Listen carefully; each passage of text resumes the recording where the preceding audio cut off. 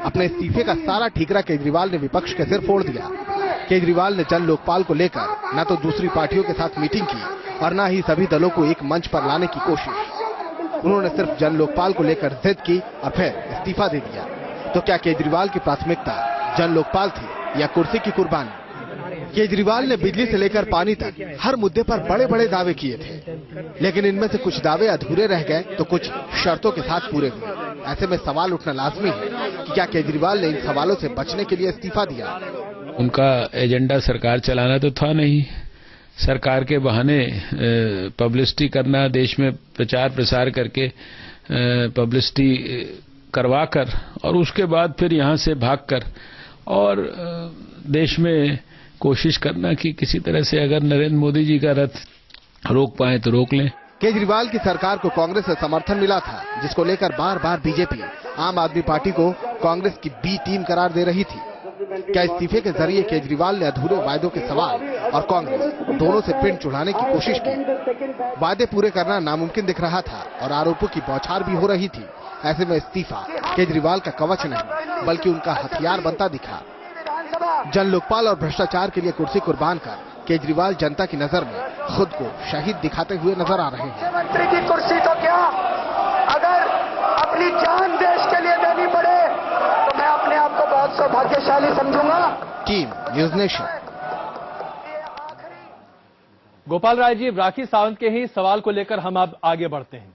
क्या प्रधानमंत्री बनना ही लक्ष्य है अरविंद केजरीवाल का और सत्ता हासिल करना ही लक्ष्य है आम आदमी पार्टी का? देखिए, आम आदमी पार्टी का लक्ष्य है भ्रष्टाचार पर लगाम लगाना और उसके लिए जन लोकपाल कानून को ले आना, व्यवस्था और भ्रष्ट राजनीति को बदलना। उसके लिए दिल्ली में भी बदलाव जरूरी है और देश में भी बदलाव जरूरी है।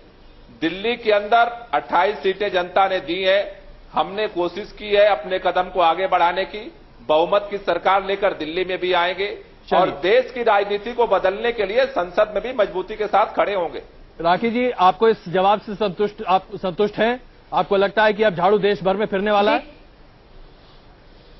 बिल्कुल नहीं, ये झाड़ू तो उनको ही साफ सफाई कर देगा। बिल्कुल, अगर वो दिल्ली की जनता अब उनको डेफिनेटली वोट नहीं करेंगी, क्योंकि वो रो रही है, पछता रही है इनको वोट करके, क्योंकि इन्होंने कोई काम ही नहीं किया। इन्होंने भाषणबाजी की है, सारे नेताओं को सिर्फ इन्होंने भगोड़ा का मतलब अब्यूज लैंग्वेज यूज की है और सब पे सिर्फ दाग लगाया है। सिर्फ ये लोग ही शरीफ है, यही अली बाबा है, दूसरे सब चोर है। तो इन्होंने सिर्फ सब पे इल्जाम लगाया, बार बार सड़क पर आकर इन्होंने सिर्फ आंदोलन किया है। इसके अलावा इन्होंने कुछ भी नहीं किया। हाँ, एक अच्छा काम किया है, गांधी टोपी जो है उसकी बिक्री ज्यादा कर दी है इन्होंने।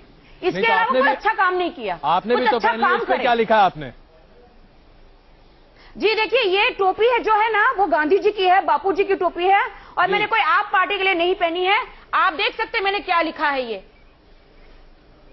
अब हम ये पढ़ नहीं सकते। डू नॉट वोट आप।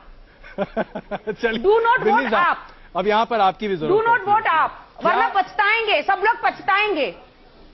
क्या आम आदमी और धोखेबाज है शुरू से ही 2014 चुनाव की राजनीति करती दिख रही थी, क्योंकि आप उसमें शरीक रहे हैं। मैं आपको बता दूं कि पहले दिन से ये बिल्कुल स्क्रिप्ट लिखी गई, एक नाटक लिखा गया जिसको अगले 60 दिन चलना था, लेकिन दुर्भाग्यपूर्ण ये 49 डेज में खत्म हो गया। और ये पूरी प्लानिंग करके कि वे क्या क्या करना है। और पहले तो कांग्रेसियों को गाली दी गई कि ये कांग्रेस ही अपनी सपोर्ट खींच लें। जब उन्होंने सपोर्ट नहीं की तो असंवैधानिक तरीके से, गैर कानूनी तरीके से लोकपाल को पेश किया गया और उसपे फिर ये दिखाने का प्रयास किया गया कि भाई ये हमने बहुत अच्छा काम किया। अरे आपको अगर लोकपाल लाना था, आप 2 महीने 3 महीने संघर्ष करते, मना किसने किया? आप अभी नहीं किया तो कांग्रेस बीजेपी भाग के जाएंगी कहां? आप देश को बताइए भाई हमारा साथ नहीं दे रहे, 2 महीने लगेंगे, 3 महीने लगेंगे, 4 महीने, 5 साल थे आपके पास, लेकिन आपको आज ही क्यों चुना आपने? क्योंकि लोकपाल आपका कभी मकसद ही नहीं था। आपका मकसद था लोकसभा चुनाव, जिसमें आपने रिजाइन देके आपके पास कोई उपाय नहीं बचा और गर्मी में अभी बिजली पानी पे आप सह नहीं सकते थे दिल्ली के लोगों को। उन सब चीजों से, अपनी जिम्मेदारी से भागने के लिए आपने रिजाइन। गोपाल राय जी, एक छोटा जवाब दें ताकि हम और लोगों से भी आपसे बात कराएं। बिन्नी भाई भूल गए, अभी अनशन पे बैठ रहे थे कि 15 दिन में लोकपाल क्यों नहीं आया। आज कह रहे हैं कि 3 महीने बाद कर लीजिए। नहीं तो मैंने तो कहा, मैंने तो वोट दिया भाई कल आपको, मैंने तो आपको सपोर्ट किया, मैंने कहा मना किया, मैंने कहा लाइए आप। मैंने तो कल आपके फेवर में वोट किया है, चलो गैर संवैधानिक तरीके से, लेकिन लाओ तो सही। लेकिन आप तरीके से लाते, 2 महीने 3 महीने 6 महीने संघर्ष करते, किसने मना किया आपको? आप तो छोड़ के दिल्ली की जनता को, जिसने आप पे विश्वास किया, आप छोड़ के लोकसभा चुनाव की तरफ भाग लिए, क्योंकि आपकी टारगेट कभी दिल्ली में ये है ही नहीं। आपका मकसद तो लोकसभा चुनाव लड़ना है गोपाल भाई। राहुल देव जी एक छोटी टिप्पणी। नहीं, लोकसभा दोनों लड़ना है, विधानसभा भी बड़ी लड़ना है, कुर्सी लोकसभा भी चाहिए। लड़ना है। गोपाल जी दिल्ली एक से मिनट, काम नहीं चलेगा, पूरे देश पे राज करना है।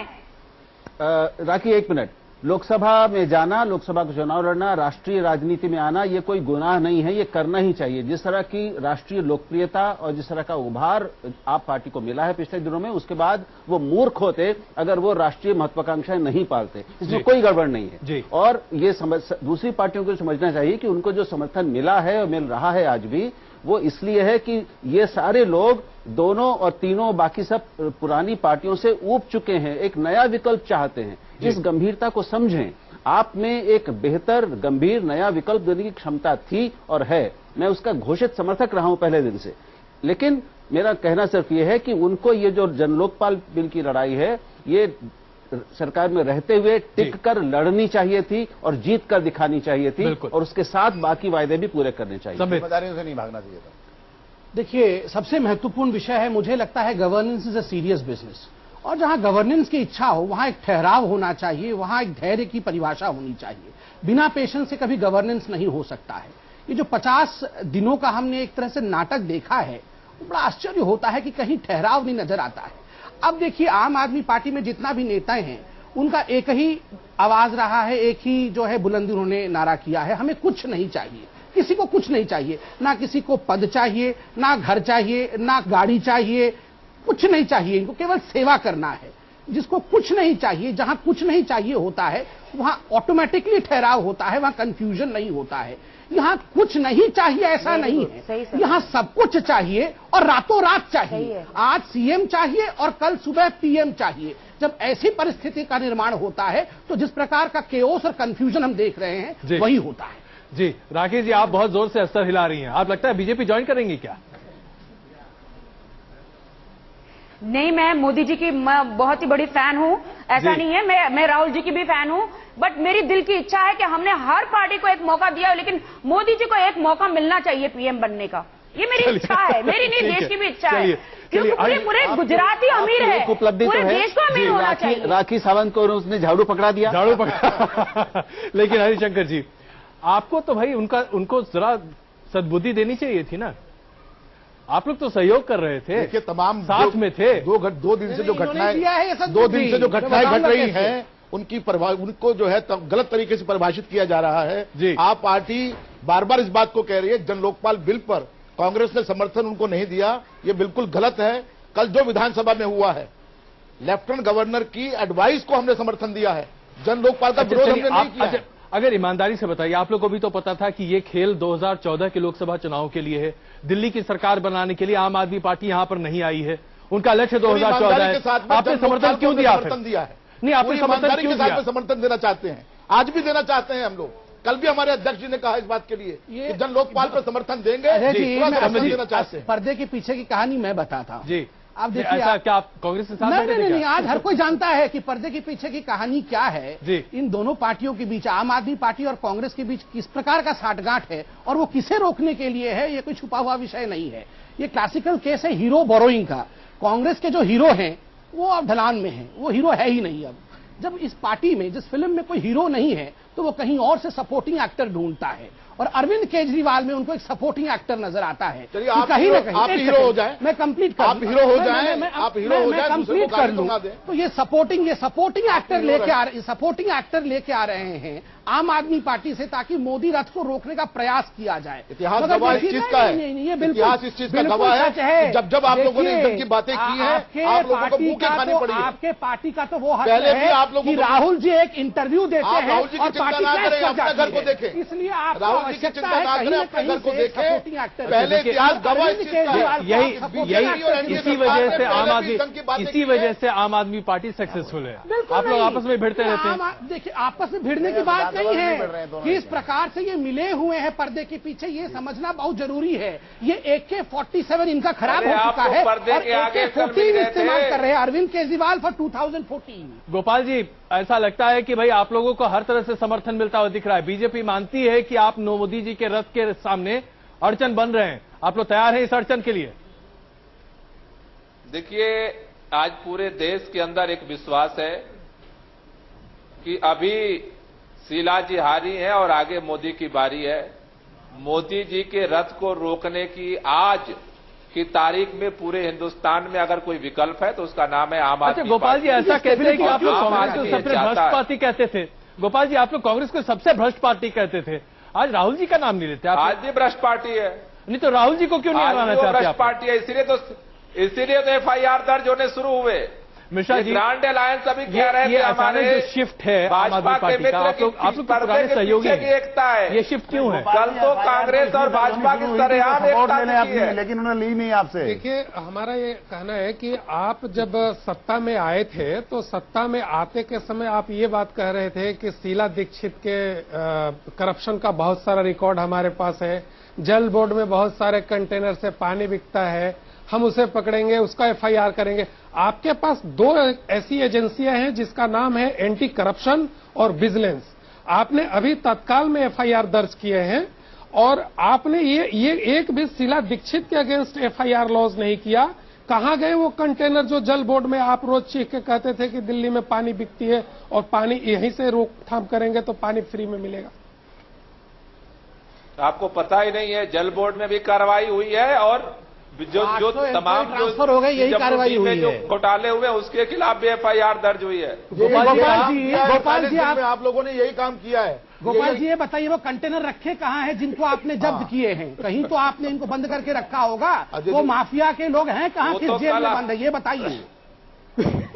कल जब सदन में गठजोड़ किए थे तो पूछ लिए होते, लवली जी तो साथ अरे में कल आप तो घड़ी घड़ी पीसी करते हैं, सांस लेता है तो खांसता है तो पीसी होता है, इसका भी पीसी क्यों नहीं किया आपने?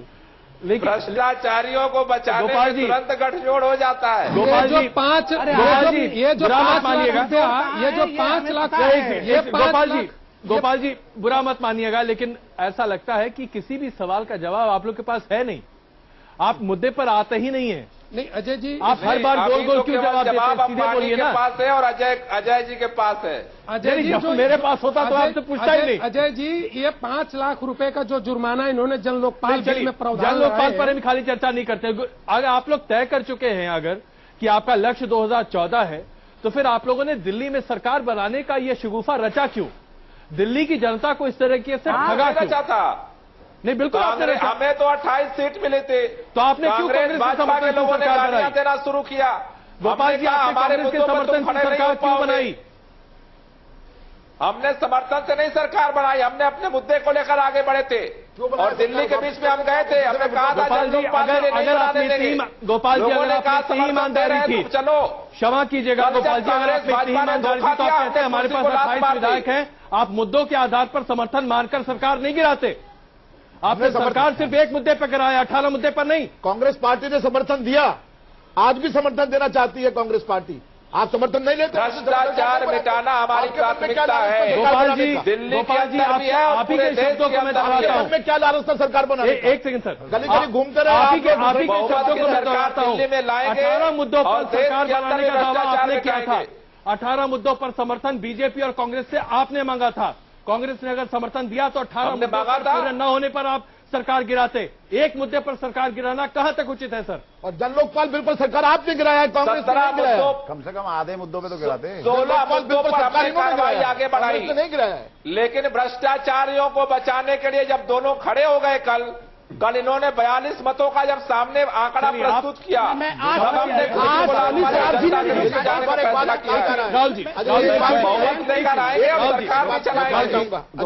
गोपाल जी, मैं एक सवाल पूछ रहा हूं। मैं कह रहा हूं कि मैं घोषित रूप से पहले दिन से आपका समर्थक हूं और अन्ना के मंच पर भी जा चुका हूं, आप शायद जानते हो। आपने ही मुझे बुलाया था, आप भी थे उस मंच पे।